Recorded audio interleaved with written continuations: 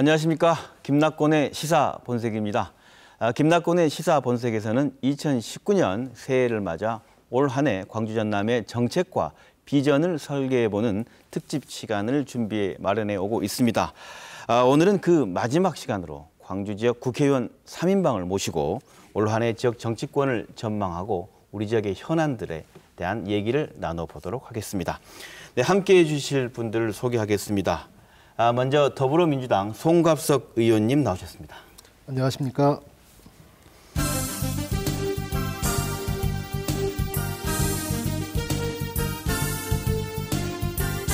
네, 민주평화당 김경진 의원 나오셨습니다. 안녕하십니까.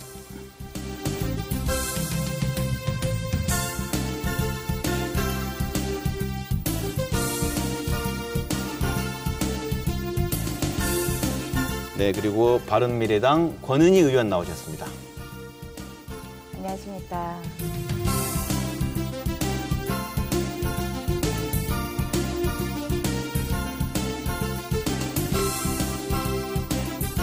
올 한 해 정치권을 한번 좀 전망해 보시고, 그리고 또 국회의원들이 또 지역 현안과 중요한 역할을 하시잖아요. 그에 대한 이야기를 나눠보도록 하겠습니다. 먼저 무슨 얘기부터 해볼까요? 이 얘기 한번 떠오르는 게 이용호 송금주 의원, 송금주 이용호 의원이 지난해 말에 민주당 입당을 선언을 했어요. 크건 작건 어떤 정계 개편에 흐름이 있지 않겠냐라는 건데 제동이 걸렸어요. 입당이 당원자격심사위원회인가요? 네. 우리 이제 더불어민주당에 우리 송갑석 의원이 나와셨으니까 민주당의 이번 결정 어떻게 이해해야 됩니까? 일단은 당원자격심사위원회에서 당원 당규에 어울리는 활동을 정치 활동을 그동안 하지 않았었다 이런 내용이었습니다. 네. 그런데 뭐 제가 지도부는 아니지만 어찌됐건 누구나 생각하기에 두 분이 그냥 아무 생각 없이 두 분이 느닷없이 기자회견 하지는 않았을 거 아닙니까? 일반 시민은 상상이 안 돼. 적어도 당 대표나 이런 분들은 교감했지 않겠냐, 원내대표나. 어느 정도 수준인지 네. 모르겠지만 네네. 그랬는데 이제 결과는 이렇게 나왔죠. 그래서 이제 혹시 거기에 조금 더 우호적이고 네. 받아들여야 된다라고 생각하는 분들은 조금 놀라셨던 것 같아요. 깜짝 놀라셨던 것 같아요. 네. 근데 이제 어쨌든 이것도 뭐 정계 개편이라고 표현하기는 그렇지만 네네. 어쨌든 그런 어떤 작은 과정의 시작 아니겠습니까? 그런데 아직 그 뭐 그냥 거칠게 나누자면 뭐 진보 진영, 보수 진영 네. 이런 것들 사이에 이게 제대로 뭐 아직은 잘 좀 정리가 안 된 것 같습니다. 네, 그래서 뭐 이제 대통령 지지율 같은 경우도 예전보다 많이 빠지기는 했지만 뭐 현재 도저히 뭐 힘든 상황이다 이런 건 아니잖아요.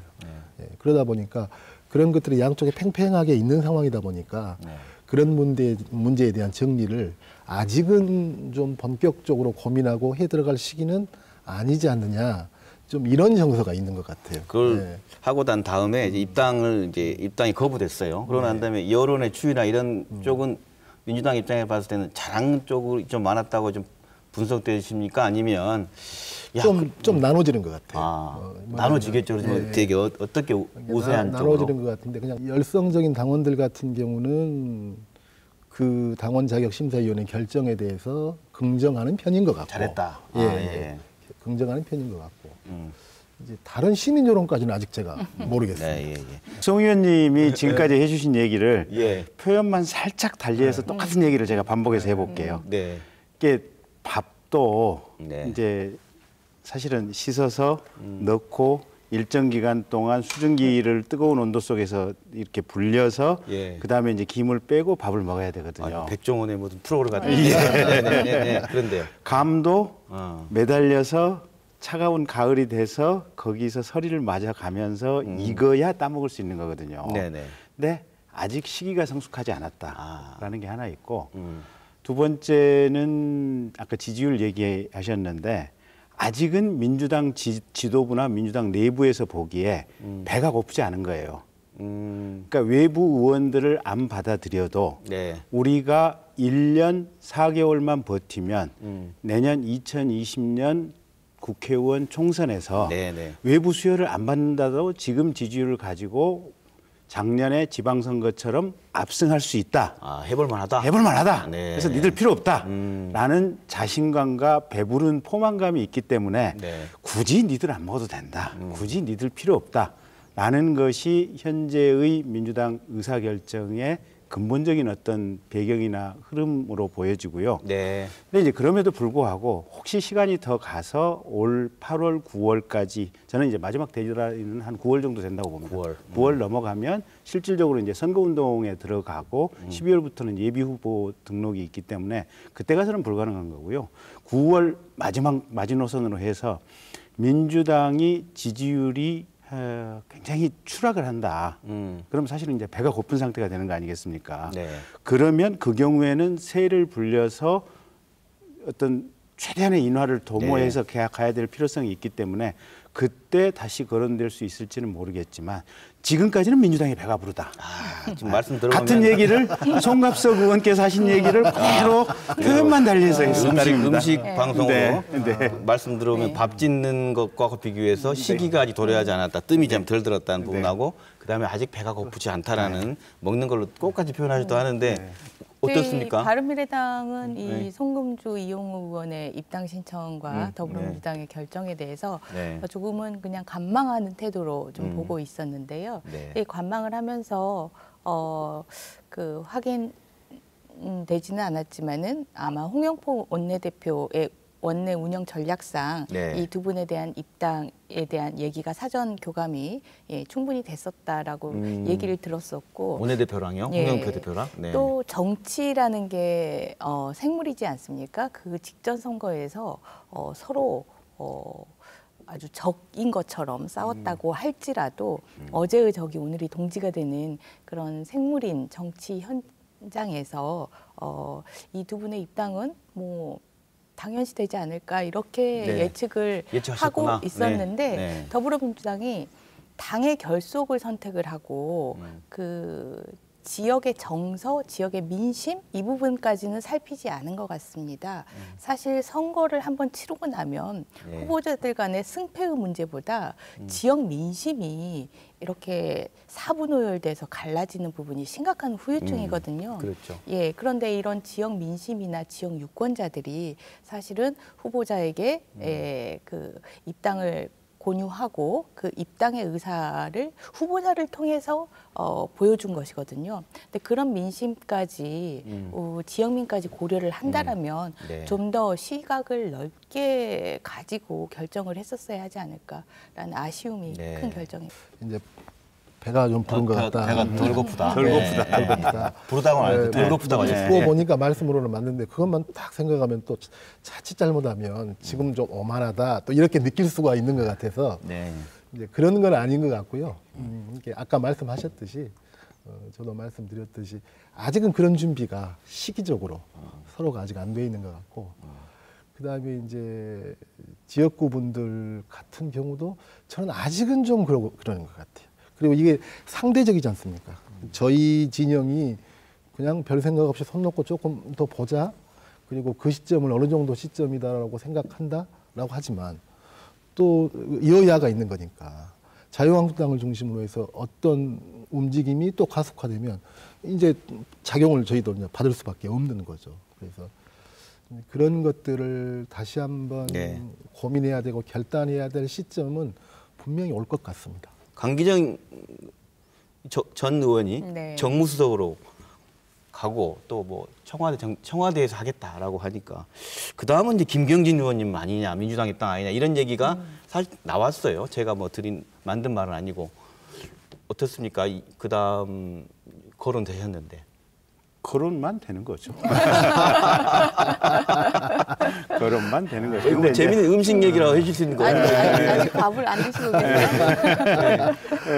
그게 그러니까 이제 저는 사실은 작년 이제 6월 지방선거 이후에 이제 굉장히 좀 지역 주민들에게 부끄러웠습니다. 그러니까 이게 이제 제 오만한 마음일 수도 있는데 지역 사업 굉장히 많이 했고. 국가와 지역 발전을 위해서 열심히 뛰었다고 이제 스스로 제 마음속으로는 자평을 하고 있었거든요. 근데 작년 지방선거 결과는 처참할 정도로 아무것도 못 얻었거든요. 그래서 야 이게 지역 주민들에게 완전히 나는 부인을 당했다. 그러면 내가 정치를 하는 게 무슨 의미가 있을까 하고 한 서너 달을 두문불출하고 그냥 이렇게 있었습니다. 근데 혼자 사색을 많이 했는데 근데 그럼에도 불구하고 어쨌든 2016년도에 저를 국회의원으로 뽑아주신 지역 주민들이 있고 그래서 내가 임기가 한 번이 될지 두 번이 될지 세 번이 될지 그건 앞으로는 모를 일이고 또 그때 그 순간에 지역 주민들의 판단과 평가겠지만 내가 할 수 있는 기회와 권한을 가지고 있을 때 최선을 다해서 지역을 위해서 일을 하면 되겠다. 더 이상 생각하지 말자. 그 정도 생각을 하고 있습니다. 굉장히 급 신중 모드로 말씀해 주셨는데 민주당 입장에서 매력적인 그런 안신강 영입할 대상으로 어떻습니까? 이 프로그램이 이런 프로그램이었네요. 사실은 이쪽 선거 지형에서 거의 처음이다시피 그러니까 보수당이 아닌 이쪽 제2, 제3 당에서 야권 간에 서로 경쟁이 그전 총선에서 있었고 그다음 지방선거에서 있었고 1승 1패를 한 것 아닙니까? 그것도 근데 적당히 1승 1패가 아니라 그냥 완패 완승 완패 완승 이렇게 1승 2패 1패를 한 거죠. 그래서 참 이게 그 개인의 문제도 굉장히 크고요. 그 개인의 뭐 의정 활동 자세, 또 겸손한 자세, 또 얼마나 부지런하냐, 뭐 이런 것도 굉장히 크겠지만 또 그 정당이 갖는 유권자들한테 갖는 의미, 또 그 정당이 어떤 모습으로 보였느냐라고 하는 것 속에서 그냥 그 정당의 소속의 후보나 의원들은 그냥 흔적 없이 그냥 사라져 버리는 것들을 우리가 지난 두 번의 선거를 통해서 경험을 한 것 같습니다. 근데 이제 이 경험을 통해서 후보자는 혹은 정당은 정당대로 무엇이 축적됐고 유권자들은 유권자들대로 무엇이 축적됐을까 이런 건데 과연 유권자들 입장에서는 그러니까 저희 유권자들도 그럴 것 같아요. 저는 광주 전남의 유권자들이 정말 진영으로서 우리 진영이 위험하다라고 강한 경고음이 오면 합치라라고 하는 의미가 좀 클 것 같고요. 그다음에 그렇게 진영으로서 위험 신호가 아니다라고 한다면 니들끼리 경쟁해봐라고 하는 요구가 또 상대적으로 클 수도 있고 이런 문제인 것 같습니다. 지역만 바라보지 않고 전체를 바라보는 호남 사람들의 선택 속에 볼 필요가 있다는 건데요. 지금 정계 개편 얘기를 이제 더불어민주당이나 민주평화당이나 아니면 무소속 의원님들 또 자유한국당 이렇게 얘기를 하고 있는데 저희들은 좀 기본적으로 사고 체계가 시스템이 다릅니다. 그러니까 정계 개편이라는 거는 기본적으로 양당 구조를 전제로 해서 이 양당 구조가 그 세를 불리는 그런 작업이라고 본다라면 저희 바른미래당 같은 경우에는 철저하게 다당제로 이제는 가야 된다. 다당제가 국회의 개혁과 우리 정치의 개혁과 정당 정치의 변화, 선순환을 이뤄낼 수 있는 이 시대적 요구이자 사명이고 우리 바른미래당은 그것을 꼭 지켜내겠다라는 그 핵심 신념들을 공유하고 있는 분들이 대다수이기 때문에 사실 정계 개편에 대해서는 그렇게 큰 뭐 타격을 받거나 아니면 관심을 갖거나 이렇게 하지는 않고 지금 국회에서 한참 정개특위에서 진행 중인 이 선거제도 개혁에 모든 관심과 영향을 집중시키고 있습니다. 또 하나 뭐 있던 일이 이제 개각했어요. 청와대가 2기 개각을 했는데 뭐 개편이라는 개편, 개편을 했는데 평가 한번 해주시죠. 먼저 우리 김경희 의원님께서 한번 평가해 주신다면. 강기정 의원이 포함되어 있었죠. 강기정 의원 빼고 한번 해주시죠. 딱 하나 걱정되는 것은 이제 이런 부분들이에요. 지금 최근에 이제 대통령께서 경제에 관련된 행보를 굉장히 많이 하고 계시거든요. 이제 그건 굉장히 잘하시는 거고 이제 좋은 방향인데 다만 우리가 이 경제가 거시 경제는 계속해서 좋았어요. 최소한 작년 연말까지. 그러니까 대중국 수출이 어마어마하게 잘 되고 국제 무역 수지 흑자 굉장히 좋았거든요. 그래서 우리나라 세수가 풍년이었고 이렇게 1년에 예산 30조씩 이렇게 늘려가면서 계속해서 이렇게 확장 재정으로 가도 국가에 부담이 없는 이런 상태들이 돼 왔는데 문제는 이제 골목 상권들, 길거리 상권들, 자영업자들 이게 하나는 최저임금의 여파, 하나는 기준근로시간의 여파로 해서 이게 지금 쑥대밭이 나 있는 상황이거든요. 근데 이 부분에 대해서도 대통령님이 문제 인식은 하고 계신 것 같은데 이걸 어떻게 개선해야 될지에 대한 방식이나 내용은 사실은 이 현재 집권층 내부에서도 전혀 준비가 안 된 것 같아요. 경제 문제에 관련해서 본다면 그러니까 경제 문제 중에서도 실제 피부로 느끼는 네. 골목 상권, 자영업자, 소상공인의 문제에 대해서는 해결책이 없는 것 같아요. 그래서 이게 개편은 했지만 기존의 어떤 방식을 조금 더 강하게 몰아치고 가겠다는 의지로 읽혀서 이게 기존의 문제점을 해결하기 위한 개편으로서는 상당히 좀 약한 것이 아니냐 그런 우려들은 있습니다. 저는 전체적으로 다 부정적이라고 평가를 다 하는데요. 부정적인 거예요? 예, 네. 먼저 그 이기 비서실장 관련해서는 비서실장 개인의 그 카드 결제 갑질 의혹 뿐만 아니라 아들의 채용 비리 의혹까지 해서 사실은 우리 대한민국 청년들이 우리 사회가 분노하는 그런 의혹에 그 당사자입니다. 이런 네. 분을 당당하게 이 청와대로 이기 비서실장으로 모셔온다는 것은 그것보다 더 중요하게 생각하는 무엇인가가 있다라는 것이고요. 네. 그것보다 더 중요하게 생각하는 무엇인가가 이제 당과 그리고 청와대 간의 당청 간의 군기 잡기, 기강 잡기, 결속 이 부분을 네. 염두에 두고 이 부분이 오히려 하반기 이 집권에 중요하다라는 그런 신호라고 읽혀지고 그렇다라고 본다면 현재 지금 그 일기에서 나왔던 우리 경제의 부작용, 우리 민생의 어려움 네. 이런 부분들이 전혀 해결되지 않고 더욱더 부작용이 가속화되는 그런 상황으로 빠져나갈 것이다 이렇게 보여지고 비서실장 같은 경우는 친문의 색채가 강화됐다 그렇게 볼 수 있습니다. 뭐 실제로 이제 그분이 친문의 핵심이니까요. 그분이. 그렇지만 또 그분이 국회 활동을 했었던거나 이런 걸 보면 뭐 그걸 사람들은 잘 인식을 잘 못하지만 뭐 산자위원회랄지 이런 어떤 산업 분야나 또 신산업 분야나 이쪽에 관심을 가지고 국회 의정 활동을 쭉 했었던 부분이 상당히 있습니다. 그래서 지금 이제 우리가 최근에 그 경제팀에서 자주 하는 이야기가 혁신성장의 문제를 좀 강조하고 있고 그래서 그런 것과도 연관돼 있다라고 생각을 합니다. 그리고 강기정 의원 발탁의 의미는 저는 뭐 권은희 의원이 일부 지적하셨던 뭐 그것이 당과의 소통을 보다 좀 강화하는 그런 의미도 분명히 있다고 생각을 합니다.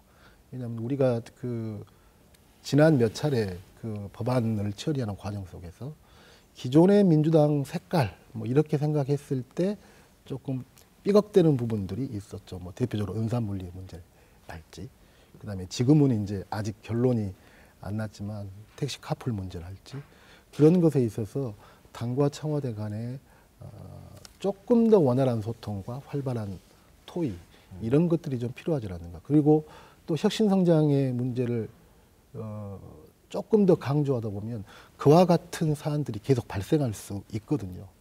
그랬을 때 훨씬 더 당과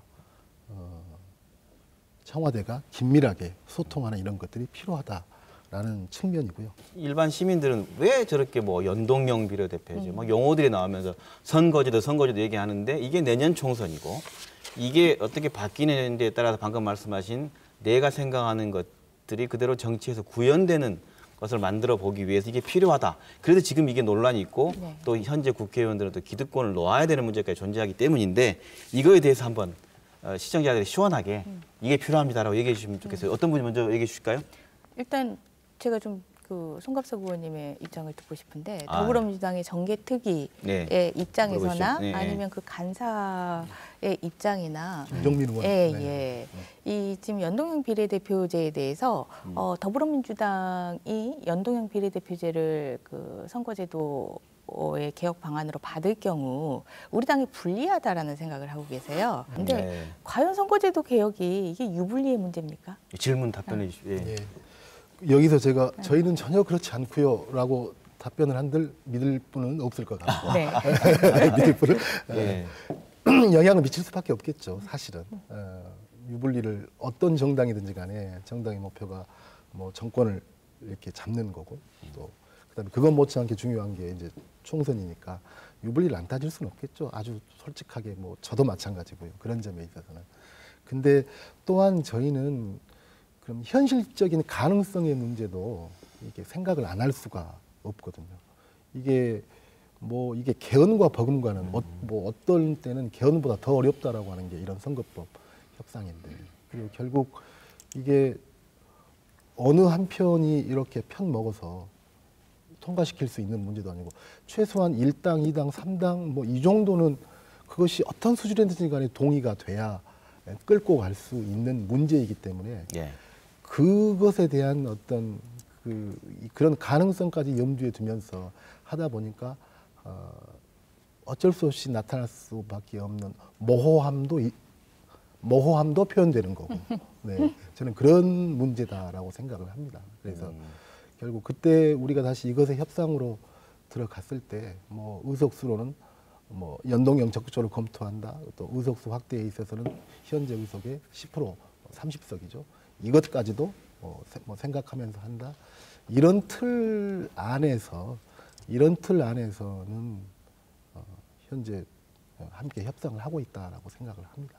네. 우리 정치가 이제 정당 정치 이제 바뀌어야 되지 않습니까? 정당 정치 이제 그 소수의 그들만의 리그가 아니라 정말 국민의 삶 속에 그냥 일상적으로 정치가 스며들어가야 되고, 그분들이 후보를 직접 그 선출해 내셔야 되고, 같이 생활을 하다가 정말 저 사람은 인물이고 우리 지역에서 꼭 성장시키고 싶은 좋은 사람이다 할 때 이렇게 후보로 키워내고, 그런 사람들이 그 전체 국민의 뜻에 부합하는 그런 활동들을 하면서 득표율에 따라서 승자 독식이 아닌 득표율에 따라서 당선될 수 있고, 이런 그 시스템 하에서 국회는 합의에 의해서 갈등을 봉합해 나가는 그런 운영 형태를 보이고, 이렇게 선순환 구조를 이제 우리가 만들어가고, 이 선순환 구조 속에서 대한민국이 도약할 수 있고 발전할 수 있고 성숙할 수 있다라고 보여지고요.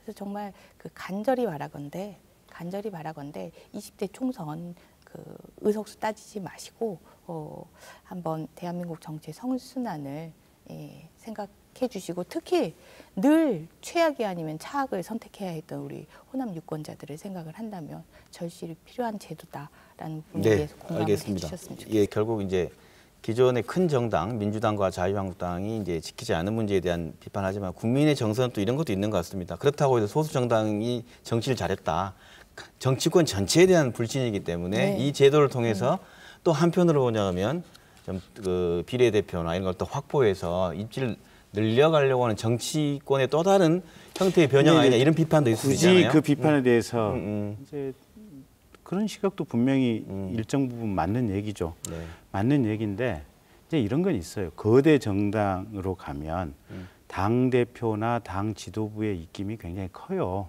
그래서 그분들의 목소리에 의해서 좌지우지 되다 보니까 그분들 머릿속에 들어가야 되고 그분들 눈안에 들어가야 되는데, 네. 그분들 만나기가 쉽지가 않아요. 그러니까 요번에 이제 뭐 카풀 택시 이런 문제들도 어쨌든 그분들 생각에 따라서 그냥 좌지우지 되는 거예요. 근데 작은 정당은 저희는 싸요.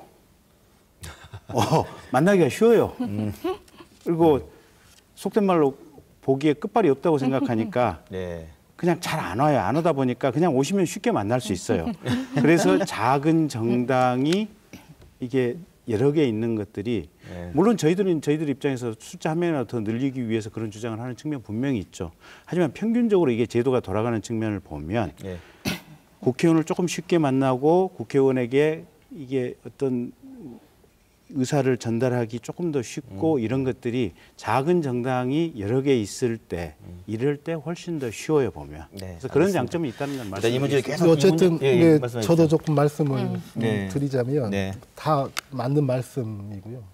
그리고 누구나가 뭐 어떤 정치를 만나서 이야기하건 어떤 정치학자를 만나서 이야기하건 현재의 소선거구제하고 비례 병립형 이것이 민심을 제대로 반영하지 못하고 많은 부분을 또 왜곡까지 해버리고 사표로 만들고, 이것은 누구도 부정할 수 없는 문제라고 생각을 합니다.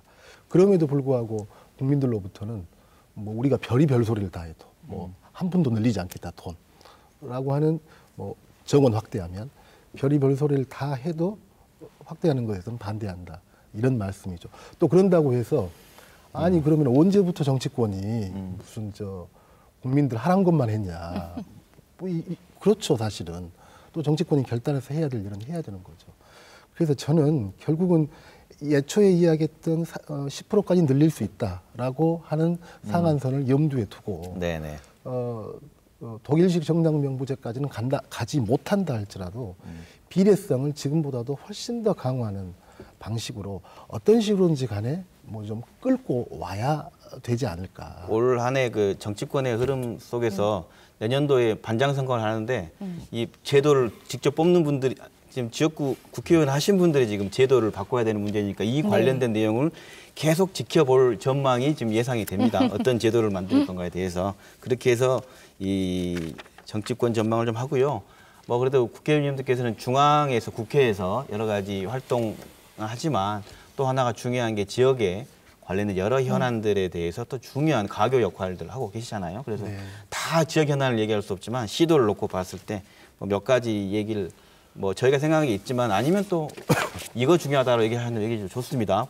먼저 그냥 그 광주형 일자리라고 먼저 꼽을게요. 광주형 일자리에 대해서 최근에 문재인 대통령이 신년 기자회견에서 모든 지원을 아끼지 않겠다. 한국에 우리나라에 공장을 설립해야 되지 않겠냐 현대가 때렸다. 그리고 이해찬 대표도 이 문제에 적극 지원하겠다 했는데 의원님들 입장 들어보겠습니다. 김경진 의원님께서는 지난 7월에 저희 MBC 토론에 출연하셔가지고 광주형 일자리 불가능하다고 본다. 전임 시장이 불가능한 허상을 쫓아왔다. 실현 가능성에 대해 부정적인 입장이셨고 권은희 의원께서는 지금의 합작 형식은 좀 실현 가능하지 않고 실현이 바람직하지도 않다. 운영 형태를 좀 바꿔야 된다. 이렇게 말씀을 두 분이 하셨어요. 이제 두 분이 먼저 여쭤볼까요? 당시의 가능성에 대해서 좀 부정적이었던 이유가 있을 것 같아요. 먼저 어떤 분이 먼저 얘기해 주실까요? 진행상도 알고 계시니까. 제가 먼저 얘기드릴게요. 네네네. 일단 저는 첫째는 이 광주형 일자리는 안 될 거라고 봅니다. 안될 결론으로 거라고 봅니다. 예, 네. 실패할 거라고 봅니다. 근데 그럼 실패할 거라고 하는 그 예상에도 불구하고 네. 분명한 것은 저는 광주시가 요청하는 모든 것을 제가 국회에서 다 해드리고 있습니다.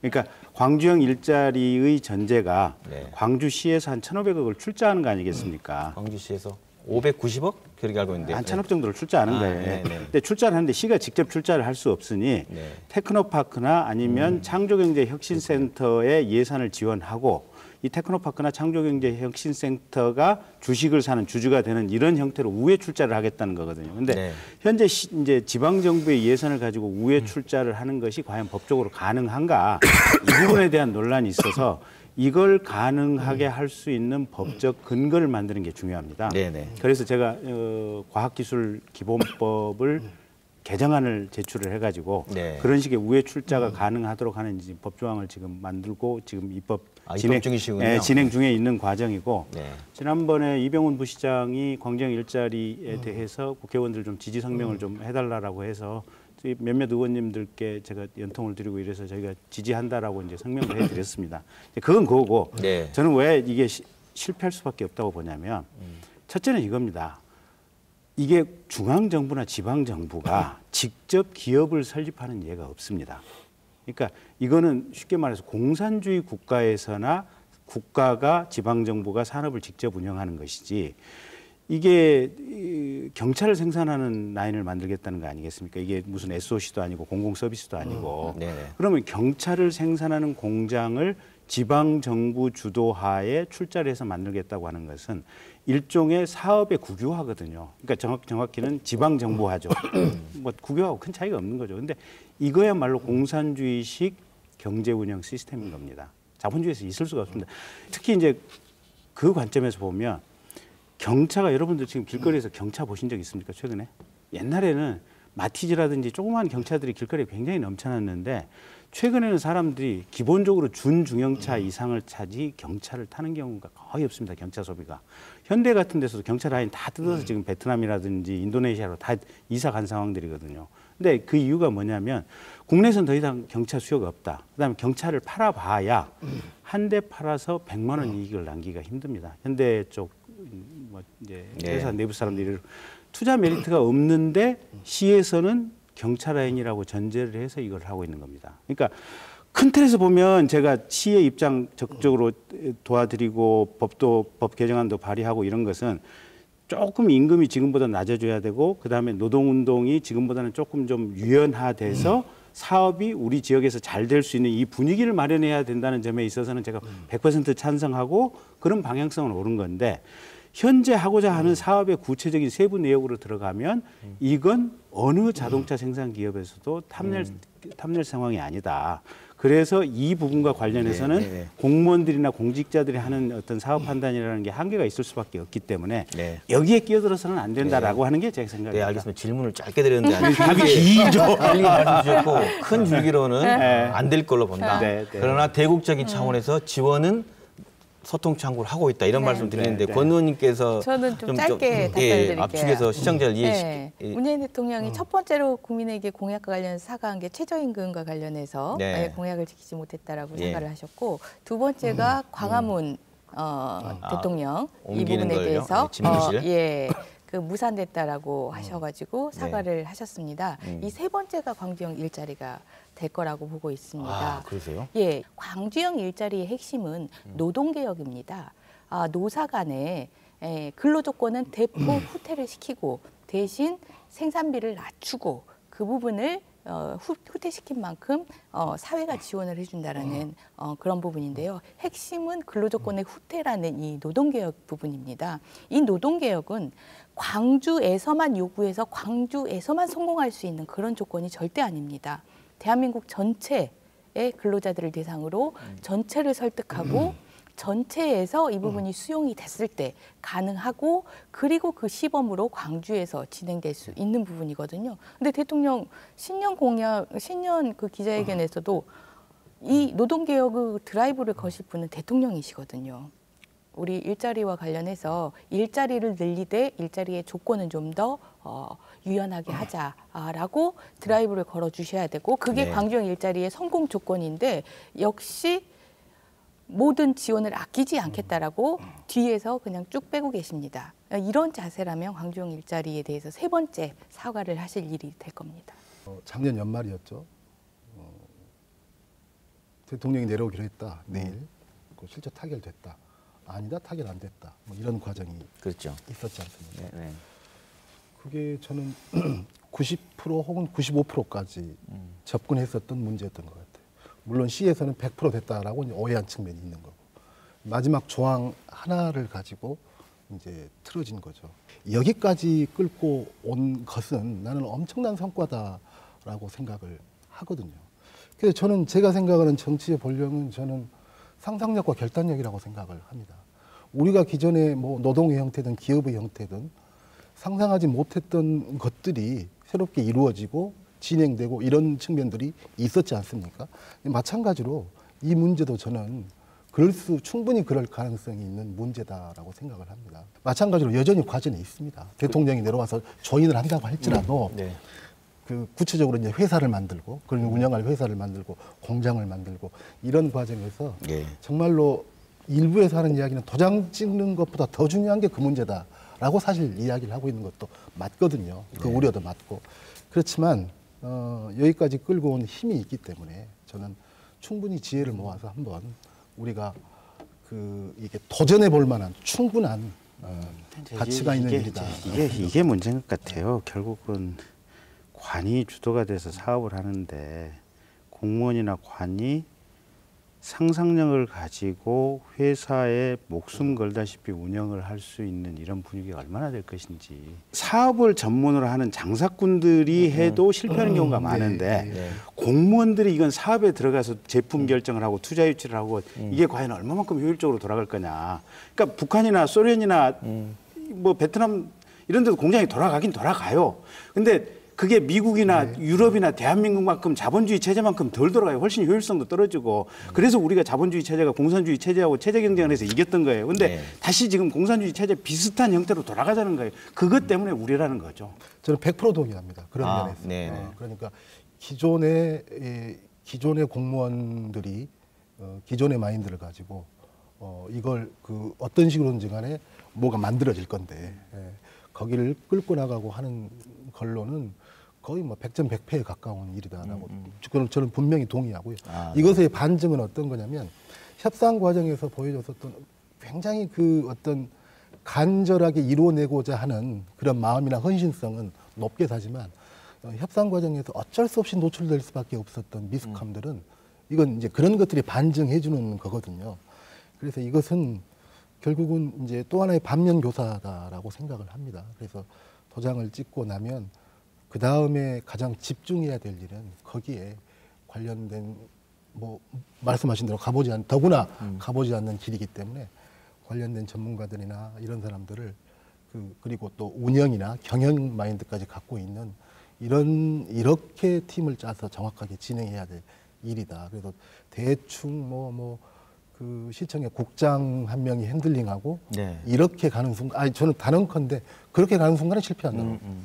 지금 이 SPC 형태를 고민하는 이유가 사실 노사 간의 합의, 전적인 당사자들 간의 합의를 도출하지 못하기 때문에 제3의 변형된 형태를 고민을 하고 있는 거거든요. 예, 그래서 노사 간의 사실상 자율적인 합의, 노동개혁에 대한 합의, 이 부분이 반드시 필요한 이유가 그 경영하고도 관련이 있고 사업의 연속성하고도 관련이 있는 부분이고, 대통령이 이 노동개혁에 대해서 강한 드라이브를 걸어주지 않는다면 남은 유일한 한 가지 방법은 저희 국민들의 여론으로, 국민들의 힘으로 이 노동개혁에 대한 부분들을 요구하고 이러한 힘을 통해서 노사 간의 자율적인 합의를 토대로 광주형 일자리가 진행되어 갈 수 있는 마지막 수단은 그거라고 생각합니다. 그 지역 현안 중에 뭐 지난번 토론에 나와서 말씀하셨지만 그 군공항 이전 민간공항 이제 이용섭 시장이 옮기기로 했고, 이 문제 그때 당시에 토론할 때는 그 이후에 8월달에 시도지사 모여서 합의했기 때문에 전에 모여서 얘기하셨어요. 어떻습니까? 이 문제에 대한 걸 이렇게 한번 여쭤볼게요. 그 의원님께서 나오셔서는 그 광주 전남이 합의만 한다면 국방부에서는 바로 이전하겠다고 한다. 네. 국방부의 문제는 전혀 없는 상황이다. 이렇게 얘기해 주셨고, 권 의원께서는 그런 얘기를 해주셨는데, 이용섭 시장과 김영록 지사는 빨리 국방부가 정해줘야 한다. 국방부가 빨리 결정해주면 지역 주민을 설득할 수 있다. 아, 그래요? 예, 이렇게 얘기를 했는데 서로 말이 달라요. 그럼 제가 국방부 관계자들 데리고 가서 빨리 지정을 시키죠, 뭐. 그렇게 간단히 해결될 수 있습니까? 아니, 그러니까 예. 어차피 지금 이게 전라남도 어디로 가면 되는 거 아니에요. 네네. 국방부는 이게 가겠다고 하는 의지는 굉장히 있거든요.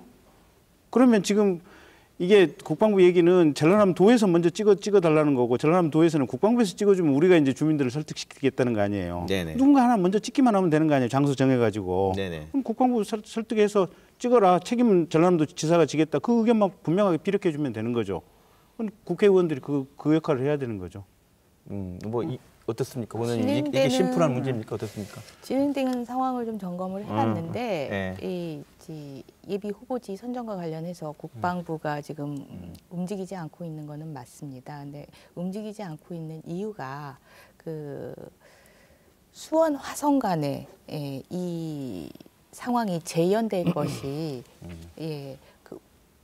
우려되는 그런 상황에 직면했기 때문에 움직이지 않고 있는데요. 지금 전라남도에서 사실 이제 아까 김경진 의원님이 말씀하신 광주 전남이 합의한다면 국방부는 준비되어 있다, 이 말 맞습니다.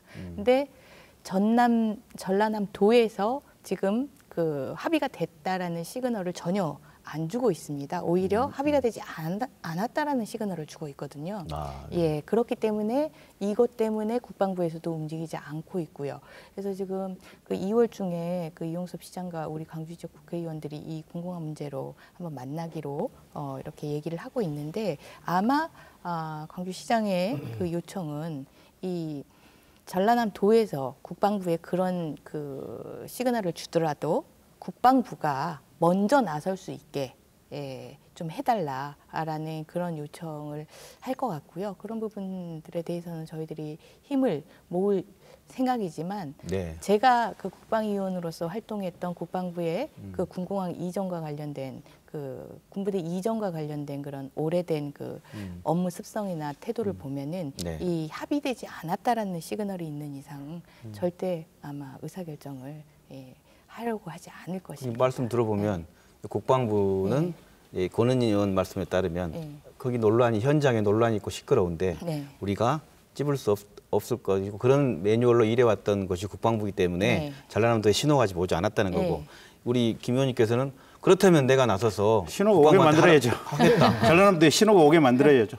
아니 전라남도 어떻게? 공무원들 부르고 네네. 담당 공무원 부르고 아니, 광주시에서도 지금 시장하고 도지사하고 합의했을 때 관여했던 국장이 있을 거 아닙니까?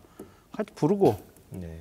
그 국방부 저는 부르고 이 문제는 같이 얘기하면 사실은 되죠. 그래도 광주가 대구나 수원보다는 조금 더 가능성이 높은 지역이 아닌가 이렇게 생각을 합니다. 이전 관련해서 공공항 이전 관련해서요. 이전 관련해서. 네. 사실은 물론 전남이나 뭐 무안공항 쪽에서 이거 해주면 우리 공공항 받는다 이렇게 말하진 않았지만 어쨌든 두 가지 아니었습니까? 무안공항을 살릴 대안을 내놔라. 그 다음에 이제 혹시 이전될 부지가 선정되면 거기에 대한 뭐 지원금에 가야 되니까요. 광주시에서 그 두 가지로 분리되는데 무안공항 문제는 결국 작년에 그 노력해 주셔서 KTX가 무안공항 경유 결정이 됐고요. 그다음에 이용섭 시장이 조건 없이 민간공항 옮기겠다라고 이야기를 했고요. 그다음에 이번에 이제 활주로 예산도 들어갔고요.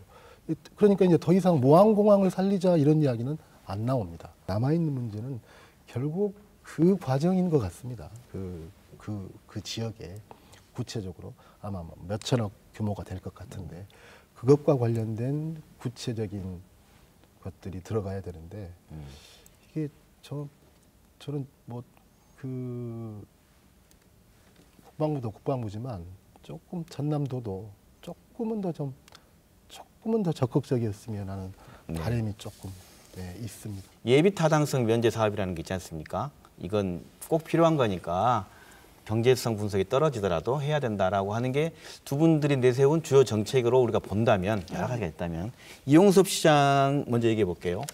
좀 말이 좀 어렵습니다. 두 건을 신청했어요. 네. 예비 타당성 면제 사업으로. 이게 이제 국회하고 다 결합되어 있는 일인데 인공지능 기반 과학기술 창업단지 조성 이거 하나 하고 광융합 산업 맞춤형 제조혁 신플랫폼 구축. 예, 제가 읽느라고 좀 힘들었는데요. 이 사업들이 광주의 미래 성장 산업이라고 보시는지 이제 광주 국회의원들께서 한번 평가해 주시고 또 돕고서 해야 되는 거니까 어떤 분부터 먼저 말씀해 주실까요? 제가 먼저 말씀드릴게요. 네네네. 이제 제가 상임위가 과학 상임위여서 네, 과학 방송 과방이죠, 과방. 예. 네. 사실상 지금 인공지능 기반 창업단지로 사실상 선정이 돼서 네. 기재부에서 지금 청와대로 올라가 있는 상태입니다. 그리고 원래 대통령께서 지금 공약하신 내용은 한 1조 정도인데 한 대략 지금 기재부에서는 그 반 정도를 좀 생각을 하는 것 같아요. 눈치가. 1조의 반, 네. 5천억이네요. 네, 저희가 이제 파악하고 있는 정보로는. 근데 네. 그래서 이제 제가 며칠 전에 이제 시장님하고 이제 부총리님 만나가지고 조금 따지고 왔거든요. 네. 이게 가령 경남 같은 경우는 지금 김경수 지사 대통령님 가장 뭐 아끼는 지사라는 거 아닙니까? 네. 근데 김경수 거기는 남부 내륙 철도하면서 그게 3조짜리 프로젝트거든요. 네. 부산 같은 경우는 지금 뭘로 아직 선정되는지 모르겠는데 부산에서 1순위로 신청한 게 지금 신항만 건설입니다. 그게 10조짜리 프로젝트입니다. 10조, 3조. 예. 네, 이제 10조짜리가 될지 안 될지는 모르겠는데 최소한 3조짜리는 됐어요. 네, 네. 근데 이게 지역별로 최소한의 금액의 균형이 어느 정도는 맞아야 될 거 아니겠습니까? 그렇죠. 저쪽에서는 3조짜리 해주는데 우리는 본인 대통령 후보 시절에 1조 공약을 했다가 5천으로 떨어졌다. 이건 아니다. 최소한의 비슷한 금액 맞죠? 1조 공약했으면 1조라도 맞춰줘야 된다. 그 얘기를 좀 푸념조로 사실은 저희가 이제 부총리께 좀 항의를 좀 하고 왔고 네. 그래서 앞으로 요게 이제 최종적으로 청와대에서 결정이 나면 KDI를 통해서 이제 세부 사업에 대한 이제 검토 과정이 있습니다. 이제 거기를 통해서 금액의 이제 적정한 증감이 이제 이루어지게 되는데 어쨌든 이 인공지능 창업단지가 저쪽에 이제 지스트 광주과학기술원 주변으로 해서 들어서게 되면 첫째는 대규모 데이터 처리 슈퍼컴퓨터가 들어오는 거고요. 그다음에 이제 데이터 센터가 들어오는 거고 네. 이 데이터 센터를 움직일 수 있는 인공지능 전문가들이 이제 그 주변에 포진을 하게 되고 네. 광주과학기술원에 인공지능 대학원이 들어올 예정입니다. 그래서 가령 이제 전남대학교 의대에서 가지고 있는 어떤 환자들 데이터베이스를 가지고 인공지능으로 분석을 하면 특정 개인에 대해서 맞춤형으로 제시할 수 있는 임상 결과를 데이터 분석해서 맞춤형으로. 네. 그다음에 한전 같은 경우도 각 가정의 전기 사용 패턴을 보고 어떻게 하면 최적의 전기 사용 효율화를 해줄 수 있을 것인지 이런 여러 가지 것들을 서비스를 할 수 있는 기반이 열리게 돼서 아마 지역 발전에 상당히 도움이 되지 않을까 싶습니다. 네, 이용섭표 정책도 있지만 같이 국회와서 이렇게 만들어낸 일이군요. 네. 권은 의원께서 말씀하신 대로. 두 가지 사업 분야에 대해서는 긍정적으로 봅니다. 지금 뭐 그 친환경 자동차 이런 얘기도 하는데 사실은 그 부분과 관련해서 보면 수소차 같은 경우에는 이미 울산 쪽으로 중심으로 해서 사업 기반이 만들어지고 있고 또 실제 제조는 충주 지역 위주로 해서 부품이 만들어지고 있고 이렇게 해서 다른 지자체가 앞서 나가고 있거나 다른 지자체와 경쟁해야 되는 상황인데 이 광융합산업 같은 경우에는 저희 광주가 앞서 나가고 있었던 분야이고 먼저 했던 그리고 곳이고. 예, 네. 인공지능과 관련해서는 지금 다른 경쟁 지자체가 없는 상황이기 때문에 사실 이 부분에 대한 그 투자 결정은 아주 긍정적으로 보고 있습니다. 이 인공지능 기반과 관련해서는 방금 말씀하셨는데 사실 데이터, 빅데이터가 핵심이고 이 빅데이터와 관련해서 지금 현재 이 개인정보보호법 때문에 이 관련 산업이 전혀 발전할 수 없는 그런 상황인데 이게 저희 안행위의 행정안전위원회에 개인정보보호법 개정안이 올라와서 이 데이터의 활용, 사용에 대해서 좀 규제를 풀어놓는 예, 그런 법안들이 지금 올라와 있는데요. 이 부분에 대해서 저희 바른미래당에서 가장 먼저 관심을 가지고 꾸준하게 개정 처리를 요구를 하고 있습니다. 요구를 하고 있는데 지금 정부가 정부안도 늦게 냈을 뿐더러 정부안의 이름으로도 내지를 못한 상황입니다. 이와 관련해서 그 개인정보를 보호를 주장하는 목소리에 그 입장에 많이 그 후퇴하고 있는 그런 상황이거든요. 그래서 국회에서 이런 부분들은 조금 더 강하게 요구를 해볼 생각입니다. 저희 광주가 오히려 좀 경쟁력을 가질 수 예타 면제 사업에 있어서 경쟁력을 가질 수 있는 것은 제가 뭐 정확하게 나와 있는 건 아니지만 언론에 몇 군데 모아서 한번 다른 지자체는 뭘 냈는지 한번 이렇게 보니까요. 네. 대부분이 토목 관련된 SOC들이죠. 네. 그다음에 대전에 한 건, 저희 두 건, 이렇게만 전략 사업 관련돼 있더라고요. 그래서 그 점을 좀 집중적으로 저도 어필을 했고 전략 산업을 선정했다고. 예. 그렇게 해서 말씀하신 대로 그런 우려에 대해서는 정말로 지켜야죠. 예산 1조 8천억 최소한 이 정도는 지키면서 이게 다른 데하고는 차별적인 실제로 미래의 먹거리나 또 일자리나 이런 것과 직결되어 있는 문제이기 때문에 그런 걸로 좀 설득을 해야 되지 않을까라고 생각합니다. 네, 알겠습니다. 일단 오랜 시간 말씀해 주셨는데요. 지난해 보면 뭐 유치원 3법을 포함해서 국회에 표류하고 있는 법안들이 올해까지도 지금 많이 있죠. 그리고 올해 민생 법안 처리를 위해 어떤 활동을 하실 건지 아니면 새롭게 관심이 있는데 민생 법안인데 이런 걸 준비하고 있다라는 걸 포함해서 올해 의정활동 계획 포부로 마무리 발언을 듣도록 하겠습니다. 순서는 어떤 분이 먼저 하실까요? 네. 여당 의원님께서 올해 저희 광주의 과제는 광주행 일자리, 그다음에 우리가 현재 또 목전에 두고 있는 세계 광주 수영 선수권 대회 이것을 잘 치러내는 것이 광주에서는 가장 큰 현안이다라고 생각을 합니다. 그다음에 저희 정부 입장에서는 광주뿐만이 아니라 여전히 자영업 하시는 분들, 서민들 경기가 안 좋아서 어려움을 겪고 있습니다. 그래서 그렇게 경제적인 활력을 다시 찾는 문제, 이 문제가 저희 국회에서도 가장 우선에 둬야 될 문제가 아닌가라고 생각을 합니다. 네, 감사합니다. 두 분 중에서는 권은 네. 예. 저는 하남 산단이 이 어떤 지역의 문제가 아니라 사실 우리 한국 경제에 한국 경제가 들여다봐야 할 그런 장소라고 보거든요. 전통적인 중소기업, 제조업 그리고 하청업체들이 모여 있는 곳, 이런 곳을 발전시켜 나가는 것이 우리 대한민국 경제의 기반을 튼튼하게 하는 거라고 생각을 하고 우리 경제 정책의 목표가 돼야 된다라고 생각을 하고 있습니다. 그래서 이 그 하남산단과 관련해서 지금 현재 진행 중인 국토부의 재생 사업, 아까 말씀드렸지만 총 사업 규모가 438억 원인데 올해 20억이 잡혀 있고 그 사업 기간이 꽤 깁니다. 이 부분을 최대한 단축시켜서 최대한 빠른 시간 내에 이 재생 사업이 이루어질 수 있도록 하는 일을 광주시하고 함께 노력을 해갈 거고요. 이 사업과 관련해서 필요한 법률인 조세특례 제한법 개정안, 그러니까 그 구산단의 유휴 비어 있는 그런 공장 부지 이런 부분들을 재생이나 혁신 사업에 좀 더 활용하기 위한 필요한 이 조세특례 제한법인데 이 개정안 처리를 위해서 노력을 할 테고요. 그리고 군공항 말씀을 하셨는데 사실 이제 군공항과 관련해서 이전되는 지역에 기본적인 인프라 부분에 대한 지원에 대한 규정은 없습니다. 그래서 이런 기본적인 인프라 지원과 관련된 내용을 담은 군공항 특별법 개정안을 발의를 해놓았는데 이 올해 2019년에 군공항과 관련해서 좀 사업의 속도가 날 수 있도록 국회에서 군공항 이전 특별법 개정안 처리를 위해서 노력을 하겠습니다. 네, 알겠습니다. 네. 저는 일단 아까 송 의원님 말씀하신 대로 지금 수영 선수권대회 잘 치를 수 있도록 지역에 이제 제가 가지고 있는 조직 역량이나 영향력들을 이제 충분히 좀 해서 가동해서 협동을 해야 될 것 같고요.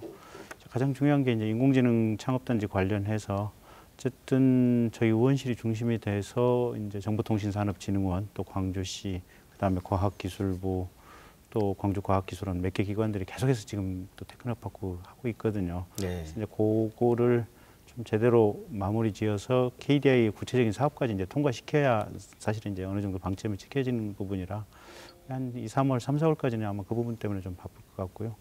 작년에 제가 경전선 문제를 가지고 굉장히 노력을 많이 했는데 결국 올해 이제 다시 설계 예산 10억 반영하는 걸로 지금 끝났거든요. 그래서 어떻게든지 그 부분도 이제 기재부 내에서 좀 뭔가 이견을 좀 제기하고 확정적으로 좀 건설하는 걸로 좀 그렇게 가는 사업 좀 마무리 지어야 될 것 같고요. 그다음에 이제 말바우 시장이라든지 저희 지역 내에 이제 있는 소소한 사업들도 어느 정도 해야 되고 가장 중요한 건 최근에 그런 것 같아요. 택시하고 이제 카카오 카풀 뭐 이런 것처럼 거대 플랫폼 기업이 들어오면서 사실은 지역의 조그만 영세 사업자들이 다 플랫폼에 의해서 착취를 당하고 있거든요. 이런 부분을 국가 경제 정책적으로 또 법률 정책적으로 어떻게 방어를 해야 될 것인지 그 부분도 올 한 해 제가 또 연구하고 천착해야 될 부분인 것 같습니다. 오늘 여기에 나와 주신 광주 국회의원 3인방을 포함해 올해도 지역 국회의원들의 역할이 매우 중요한 것 같습니다. 내년 총선 앞두고 벌써부터 지역 정치권은 정치인들이 여러 움직임이 굉장히 빨라질 텐데요. 여기에 나와 계신 국회의원님들께서는 그런 눈앞에 보이는 표심보다 그 밑에 흐르고 있는 민심을 잘 읽어서 지역과 지역민들의 삶을 개선시키는 데 큰 역할을 해주기를 당부드립니다. 오늘 순서는 여기서 마칩니다. 오늘 참여해 주신 국회의원 세 분 여러분 그리고 시청자 여러분 감사합니다. 고맙습니다.